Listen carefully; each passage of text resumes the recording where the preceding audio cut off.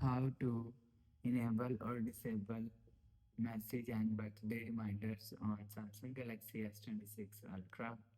Let's start the video. First of all, go to App Library. Here, click on Message App. After click on Message App, click on this profile icon. Scroll down and click on Message Settings. After click on Message Settings, scroll down and click on Suggestions. After click on Suggestions, you will see. After click on Suggestions and click on Edges.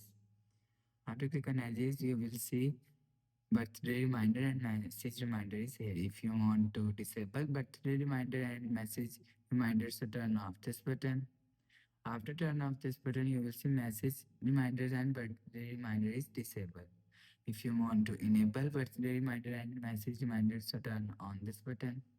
After turn on this button, you will see birthday reminder and message reminder is enabled.